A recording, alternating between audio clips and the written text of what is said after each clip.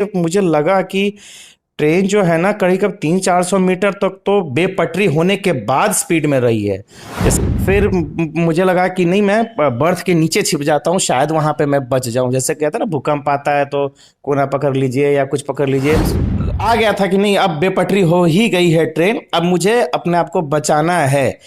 तो मैंने बोला 300-400 मीटर तक रह गया।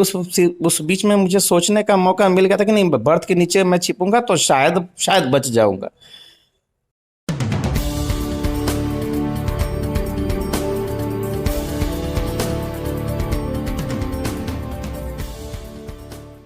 नमस्कार, मैं सोनम और अभी आप देख रहे हैं पटना दर्शन न्यूज। आप सभी एक घटना से वाकिफ होंगे। ये घटना 2-3 दिनों से चर्चा में है।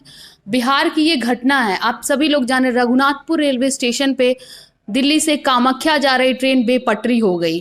टोटल 21 बोगियां बिखर गई। पहले भी वीडियो मैं इस पे डाल चुकी हूँ कि 21 बोगियां खिलौने की तरह बिखर गई। अब सोच लीजिए, अगर 21 बोगियां बिखरी है तो उसमें कितने पैसेंजर्स होंगे। पैसेंजर्स, सब लोगों ने पैसेंजर्स के फिजिकल हेल्थ की तो बात की ही की कि कितना नुकसान हुआ है। व्हाट अबाउट मेंटल हेल्थ, उन लोगों का मानसिक स्थिति क्या है। जो लोग हैं, कहते हैं ना, जान बची तो लाखों पाए। जिन लोगों की जान बची है उनका मेंटल स्टेटस क्या है, उस पर भी बात करनी चाहिए। तो सबसे पहले मैं आपको मिलवा रही हूँ उनसे जिन्होंने इस हादसे को फेस किया, जो उस वक्त उस ट्रेन में मौजूद थे। क्या हुआ, मीन्स पैसेंजर क्या फील कर रहे थे, आपको एक्चुअली वो चीज़ें आपको पता चलेंगी। और तो और जानते हैं कि अभी उनकी स्थिति क्या है, किस प्रकार वो रह रहे हैं। तो सर, आप उस ट्रेन में ट्रैवल कर रहे थे। हाँ, मैं आनंद विहार से मैं उस ट्रेन में था। एक्चुअली मेरी टिकट जो थी ना, वही कंफर्म टिकट नहीं थी। मेरी टिकट जो कंफर्म हुई वो कानपुर से हुई। अब डेस्टिनी कहिए कि उस ट्रेन को मुझे लेना था, उस ट्रेन को मुझे बोर्ड करना था। तो कानपुर में मैंने उस ट्रेन को बोर्ड किया। वो ट्रेन मेरी छूट गई थी। मैं शताब्दी से फिर कानपुर आया। कानपुर में मैंने उस ट्रेन को बोर्ड किया। और उस ट्रेन को बोर्ड करने के बाद जो मेरा रिजर्वेशन था वो मुगल सराय तक था। जैसे ट्रेनों में होता है ना कि चार्ट बनने के बाद जो रेलवे का जो चार्ट बनता है कि किसकी कहाँ सीट होगी, उसके बाद अगर कुछ सीट्स खाली रह जाती हैं तो वो ऑप्शन विंडो खुलता है रिजर्वेशन का। तो आई थॉट कि अच्छा, मिल गया है, पटना जाना ही है। और घर में कुछ मेडिकल इमरजेंसी भी थी। मेरे घर में एक मेरे फूफा जी हैं, उनकी तबीयत ख़राब थी, उनसे भी मुझे मिलना था। प्लस सब कुछ पर्सनल रीजंस थे जिसकी वजह से मुझे आना था वापस पटना। तो मैंने ट्रेन बोर्ड कर ली। और जब ट्रेन बोर्ड की तो टिकट मुझे मिला मुगल सराय तक का ही। आई थॉट कि चलो यहाँ तक चलते हैं। उसके बाद अंदर में आगे की टिकट बनवा लूँगा। मुगल सराय और पटना दूरी कितना है, और शायद मिल भी जाएगी टिकट, बन ही जाएगा, और बन भी जाता है। हाँ। तो मुगल सराय के बाद मेरा पहले था कि ठीक है, मुगल सराय के पहले अगर मुगल सराय का चार्ट बन जाएगा तो ये थोड़ी टेक्निकल चीज़ें हैं, शायद दर्शकों को थोड़ा सा ना समझ में आए। मतलब मेरा था कि मुगल सराय से मैं सेकंड टीटी ऑप्शन से ले, मैं टिकट ले टिकट लूंगा। टीटी से टिकट मैं ले लूँगा, राइट। जिस वक्त मुझे लेना चाहिए था टिकट, उस वक्त मेरी आंख लग गई। मैं अपने बर्थ पे B1 में 52 नंबर पे था, लोअर बर्थ होती है। तो उसके बाद मेरी नींद एकदम खुली बक्सर में। उस समय तक ना टीटी आए कोई चेक करने के लिए। तो एक सेकंड थॉट आया कि अच्छा, क्या है, पटना में उतर जाएंगे। फिर लगा कि नहीं, ये गलत बात है, टीटी से टिकट बनवा ही लेना चाहिए पटना तक का। तो क्योंकि उस वक्त कोई पैसेंजर भी नहीं आया था उठाने के लिए, खाली ही थी वो बर्थ। तो मैंने सोचा कि चलो, मैंने टीटी साहब को खोजा। मैंने उनसे खोज करके मैंने उनसे टिकट बनवाया कि नहीं, मुझे पटना जाना है, आप मुझे परमिशन दीजिए, मैं पटना उतरूंगा, पाटलिपुत्रा उतरना है मुझे। और फिर उन्होंने मुझे B3 में 65, वो भी लोअर बर्थ ही होती है, वो गेट के पास होती है। 72 बर्थ्स होती हैं उसमें AC3 टीयर में। तो 65 नंबर बर्थ मुझे दिया। मैंने वो बेडरोल बिछाया और मैं वहाँ पे मतलब कि लेटा हूँ। और जैसे ही लेटा हूँ, 2 या 3 मिनट हुए होंगे, सडनली पूरी ट्रेन जो है एकदम इतनी तेज से वाइब्रेट होने लगी कि फील आया। पहले तो समझ में नहीं आया कि हो क्या रहा है, इतनी हिल क्यों रही है, कहीं भूकंप आया। फिर लगा इतनी जोर से भूकंप आएगा तो इतना देर तक, 5 सेकंड 7 सेकंड का तो पता ही नहीं चलेगा कि कहाँ चले गए हम लोग। तो फिर लगा कि नहीं, कुछ हो रहा है यार, ट्रेन पटरी से उतर गई। और ये मुझे लगा कि ट्रेन जो है ना करीब 300-400 मीटर तक तो बेपटरी होने के बाद स्पीड में रही है। जैसे पेपर में भी दिया कि 128 की स्पीड थी। हम लोग को भी लग रहा था ट्रेन में, मैं फ्रीक्वेंट ट्रैवलर हूँ, मेरा आना जाना लगा रहता है कहीं वो ट्रेन की जर्नी इनफैक्ट मुझे पसंद भी है। मैं 4 व्हीलर से ज़्यादा ट्रेन जर्नी को पसंद करता हूँ कहीं आने जाने के लिए। तो मुझे अंदाज़ा था कि 120-130 का स्पीड तो होगा, और उसमें काफ़ी देर तक वो ट्रेन घसटाई है, मतलब रगड़ाई है पटरी से, बेपटरी हो गई। बेपटरी हो करके। अब मेरा दिमाग था 2 फ़ोन में, एक फ़ोन पॉकेट में था, एक फ़ोन मैं चला रहा था, हाथ में जगा हुआ था। मैं तुरंत उठा, अपने सैंडल में मैंने पैर किए, और मुझे लगा कि अब क्या करूं कुछ समझ में नहीं आ रहा। ये मतलब फ्रैक्शन ऑफ सेकेंड्स में हो रही हैं चीज़ें। फिर मुझे लगा कि नहीं, मैं बर्थ के नीचे छिप जाता हूँ, शायद वहां पे मैं बच जाऊं। जैसे कहते हैं ना, भूकंप आता है तो कोना पकड़ लीजिए या कुछ पकड़ लीजिए। उस वक्त तक आपको एक भूकंप लग रहा था? हाँ, उस वक्त भी भूकंप टाइप का ही लग रहा था, लेकिन आ गया था कि नहीं, अब बेपटरी हो ही गई है ट्रेन, अब मुझे अपने आप को बचाना है। तो मैंने बोला 300-400 मीटर तक रह गई। उस बीच में मुझे सोचने का मौका मिल गया था कि नहीं, बर्थ के नीचे मैं छिपूंगा तो शायद बच जाऊंगा। जब तक मैं सोचता कि बर्थ के नीचे जाऊं, मैं ट्रेन के बाहर था। कैसे था मुझे नहीं पता, क्योंकि मुझे ऐसा लग, फिर बाद में मैंने रियलाइज़ किया, क्योंकि अभी तक मेरे दिमाग में वही चीज़ें घूम रही हैं। तो मुझे लगा कि शायद खिड़की टूटी होगी, और मैं खिड़की से बाहर फेंक गया। पूरा एसी का शीशा होता है, शीशे का दरवाज़ा, शीशे की खिड़की होती है। तो लेकिन फिर मैंने अभी देखता हूँ, अभी तक भी मेरे शरीर पे कोई स्क्रैच नहीं है। फिर लगता है कि शायद उधर वाला, जो चूंकि गेट के पास वाला होता है, तो शायद उससे फेंका गया हूँ। मतलब कैसे फेंकाया मुझे नहीं पता। मैं बाहर में था। आपने देखा होगा कि ट्रेन की 2-3 पटरियां, जो 2-3 बोगियां जो हैं, वो खेत की तरफ झुकी हुई हैं। मैं वहीं उस खेत में गिरा था। फिर मैं उठा, मैंने कोशिश की उठने की, तो थोड़ा सा लेफ्ट पैर, जो मेरा पैर है, उसमें थोड़ा सा दर्द मुझे फील हुआ सडनली। उस वक्त तो मतलब कि पैर जो है ना, वो लेदर की सैंडल थी, तो मुझे लगा कि पता नहीं क्या है, कहीं पैर वैर मेरा तो नहीं कट गया, क्यों इतना गीला गीला सा फील हो रहा है। तो ये हंसने वाली बात है, लेकिन जब टॉर्च वर्च जलाया तो देख रहा हूँ कि कुछ वो लोग खाना वाना खा रहे थे, उसका कुछ वो गिरा हुआ था, दाल वाल। अच्छा फील हुआ कि चलो पैर विखंडित होने से बच गया, मतलब कुछ अपंग नहीं हुए।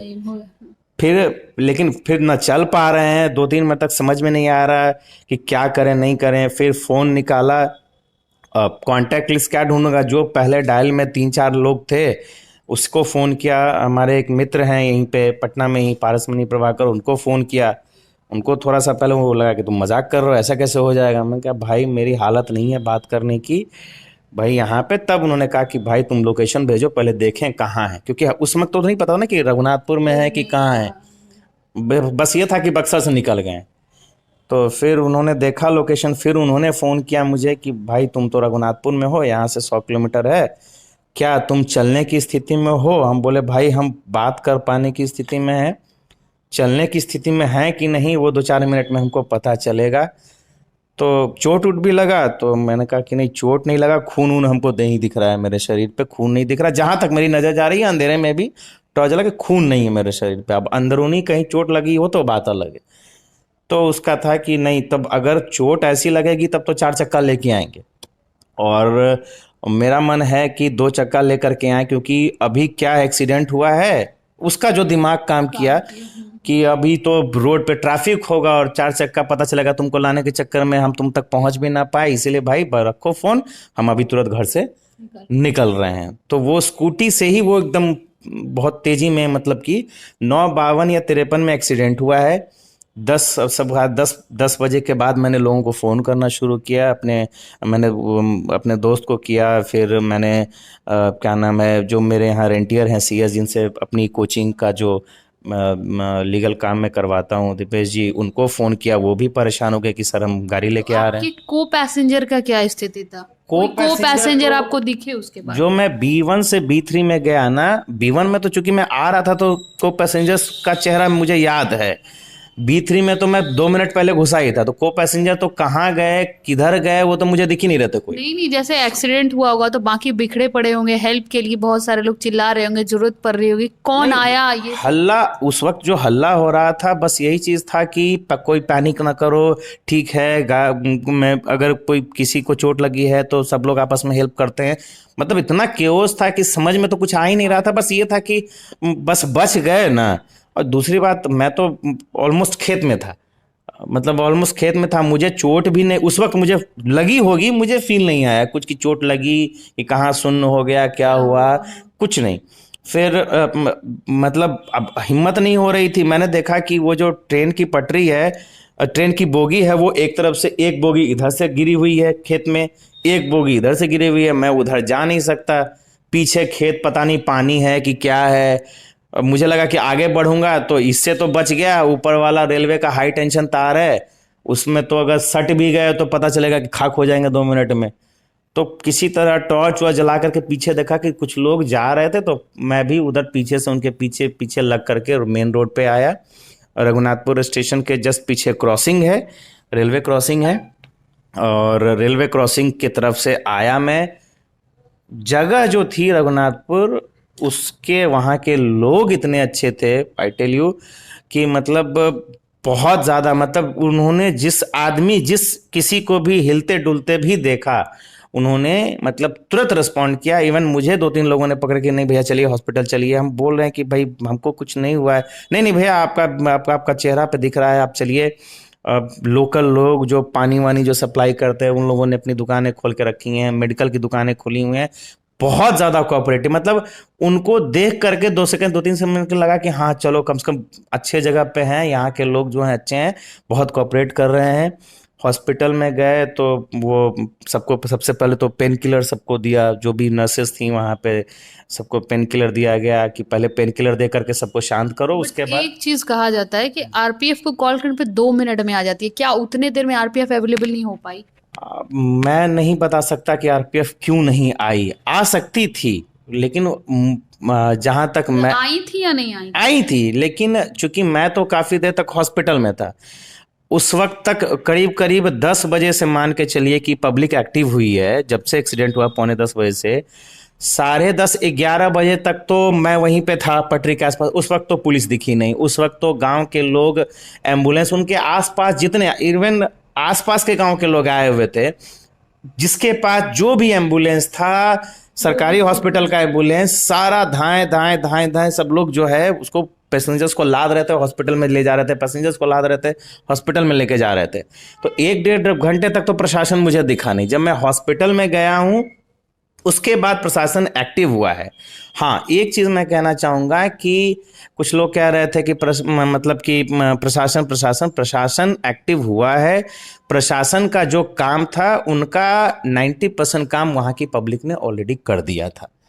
तो सरकार, मतलब देखा जाता है वीडियो फोटोज में, एनडीआरएफ की टीम, एसटीआरएफ, आरपीएफ, सारे लोग मौजूद थे वहां। नहीं, मौजूद थे, लेकिन वो 12:30 बजे के बाद थे, क्योंकि 12 बजे तक तो मैं वहीं पे था, उस समय तक पुलिस प्रशासन कोई नहीं आया था, जो भी थी वहां की पब्लिक थी।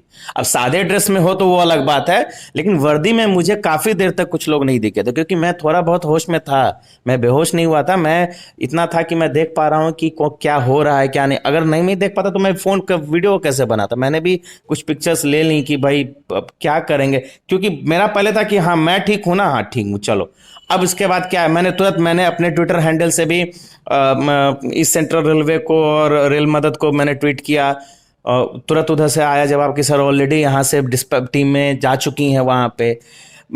1 बजे के आसपास में मुझे फ़ोन आया मेरे मित्र का कि मैं वहाँ पहुँच गया हूँ और भाई यहाँ काफ़ी जाम लगा हुआ है, क्या तुम चल के आ सकते हो? मैंने कहा मैं किसी तरह चल के आ जाऊँ। मैं मुझसे 1 किलोमीटर वो दूर था, क्योंकि उस वक्त गाड़ियाँ जाम लगनी शुरू हो गई थी, जाने दे नहीं रहा था गाड़ी को।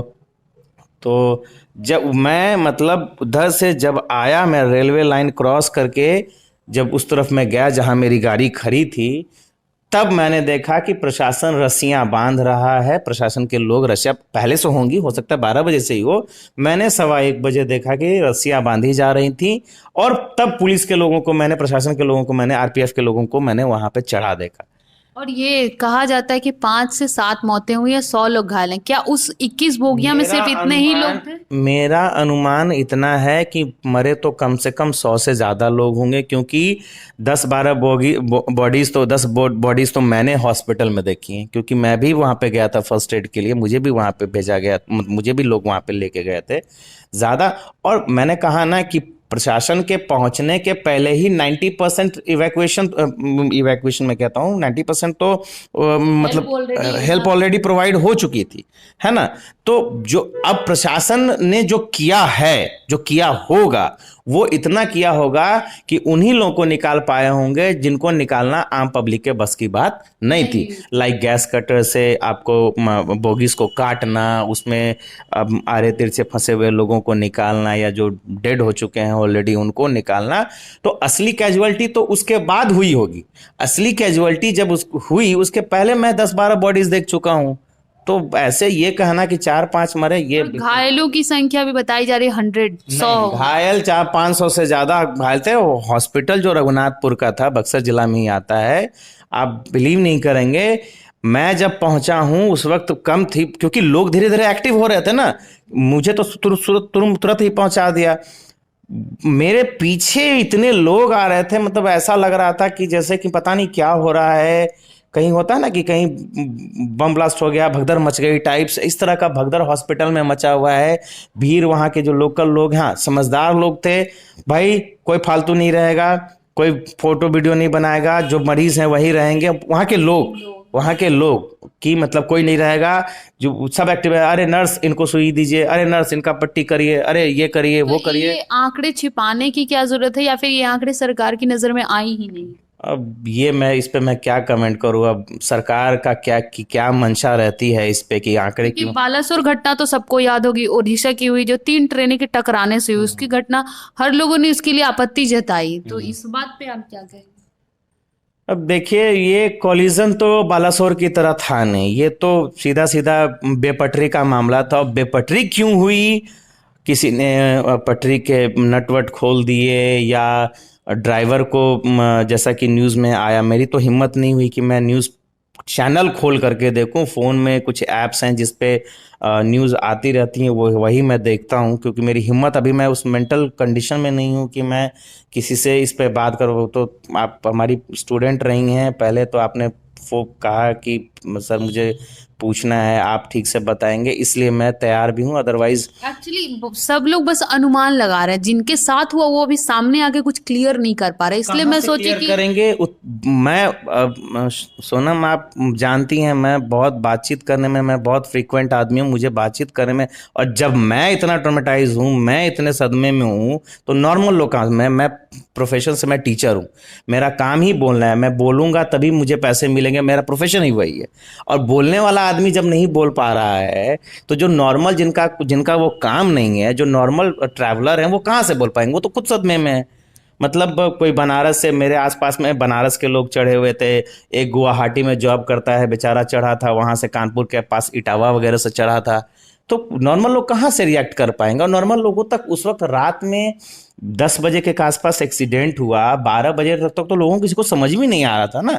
अगर पब्लिक नहीं रहती तब तो आधे लोग तो शौक से मर जाते वहां पे, आधे लोग तो शौक से मर जाते। पब्लिक, वो तो हम लोगों की खुशकिस्मती थी कि जो एक्सीडेंट हुआ तो इंजन जो था वो रघुनाथपुर स्टेशन के एकदम स्टेशन पे था इंजन, और उसके बाद इसलिए, और कुछ हिस्सा railway line, Raghunathpur railway station के जस्ट पीछे, बक्सर से आने वाले, बक्सर की तरफ से स्टेशन के जस्ट पीछे रेलवे क्रॉसिंग थी।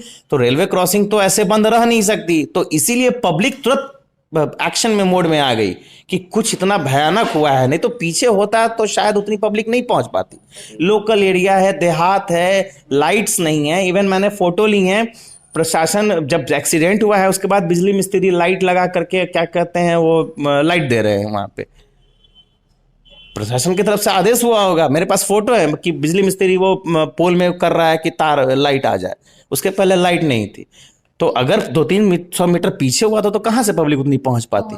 खेत था, मैं खुद खेत में फेंक आया हूँ, स्टेशन के जस्ट 100-150 मीटर पीछे खेत था वहां पे।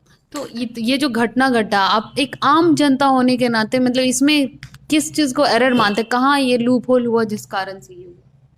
लूप होल मैं क्या कहूँ, अगर ड्राइवर की गलती है, इसकी जिम्मेदारी जनरली किसको लेनी चाहिए? अभी इतने सारे परिवार बेघर हुए हैं। जिम्मेदारी तो मतलब कलेक्टिवली तो सबसे पहले रेलवे को ये लेनी चाहिए कि आखिर ये अभी भी इतना 21st सेंचुरी है, उसमें भी 23 साल हो चुके और अभी तक ट्रेन एक्सीडेंट्स हो रही हैं। ठीक है, बालासोर में कोलिजन हुआ, वहाँ पे सिस्टम फेल्यूर था, यहाँ बेपटरी कैसे हो गई ट्रेन? अगर हम वंदे भारत की बात करें कि वंदे भारत है, अहमदाबाद मुंबई रूट पे बुलेट ट्रेन की बात हो रही है, तेजस आ गया, इंडियन तेजस, एक्सप्रेस, इतनी सारी चीजें हैं। उसके बाद अगर नॉर्मल ट्रेन है, और ये जो ट्रेन है ये पटना दिल्ली रूट की मतलब ऑलमोस्ट वीआईपी ट्रेन मानी जाती है। मतलब पटना से संपूर्ण क्रांति, राइट, जाति कामाख्या है, लेकिन संपूर्ण क्रांति और राजधानी के बाद ये चुनिंदा ट्रेनों में है जो 15 घंटा के आसपास में लेती है पटना रूट से। बाकी सारी ट्रेनें 18-19 घंटे लेती है।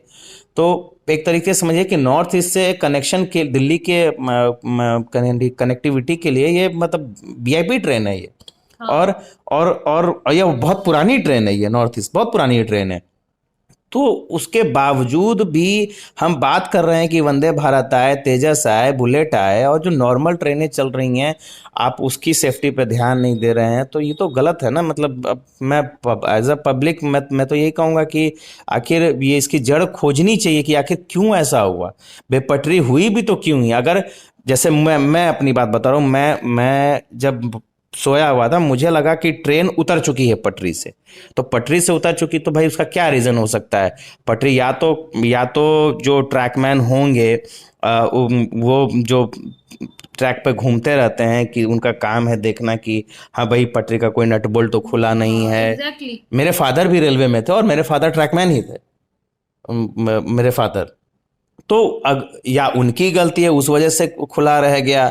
न्यूज़पेपर्स में आ रहा है कि 128 की स्पीड पे इमरजेंसी ब्रेक लिया। भाई इमरजेंसी ब्रेक क्यों ली गई?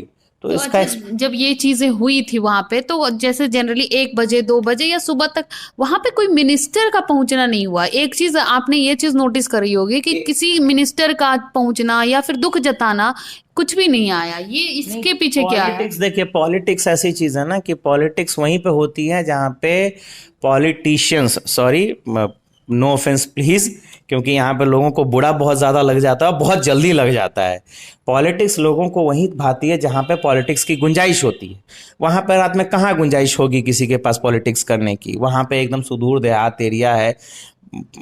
नेताओं के भरोसे अगर बैठे रहते तब तो हम भी आते सुबह में, तब तक में तो दिमाग और ख़राब हो गया रहता।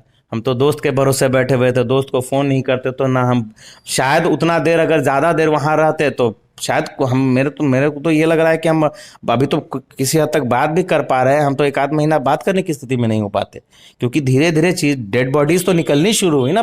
कटिंग शुरू हुई 1 बजे के करीब, 1:15 के करीब में मैं उस तरफ गया हूँ जहाँ मेरा दोस्त खड़ा था। 1:15 बजे तक प्रशासन रस्सियां बांध रहा था कि आम पब्लिक अब अंदर ना घुसे। अब गैस कटर मशीन से काटने का इंतजार हो रहा था 1:15 बजे, लगभग 3-3.25 घंटे के बाद। तो उतनी देर में किसी के बचने के भी अगर चांसेस होंगे तो इतने देर में तो दम 3.25 घंटे में कोई पॉलिटिशियन तो मुझे वहां पे नहीं दिखा। अगर इतना ही मतलब कि भाई है कि हाँ सेवा करने के लिए, तो किसी को वहाँ पहुँचना चाहिए था।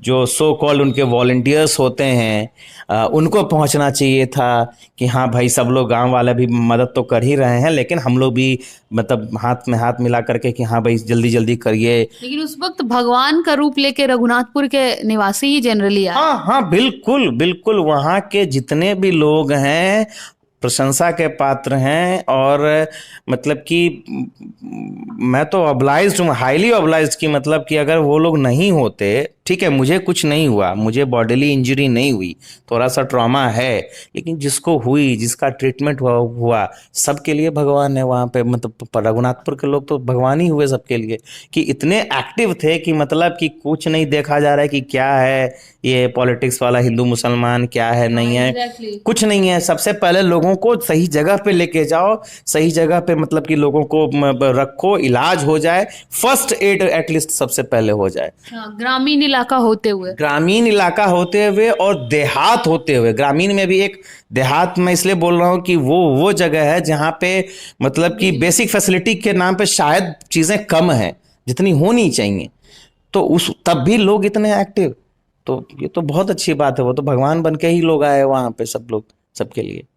तो आपने सुना ये घटना कैसे हुई? कि मीन्स जो अंदर थे वो असली बात बता सकते हैं। सरकार भी तत्पर नहीं थी, लेकिन ये आप लोग बहुत बार सुनते होंगे कि आरपीएफ को कॉल करो 2 मिनट में आरपीएफ आ जाएगी, रेलवे को ट्वीट करो, मेल करो, आपको अवेलेबल हो जाएंगे फैसिलिटी। ये फैसिलिटी अगर अवेलेबल होती है तो जान चली जाएगी। आप 12 बजे आ रहे हो, 10 बजे की घटना में सरकार 12 बजे मौजूद होती है।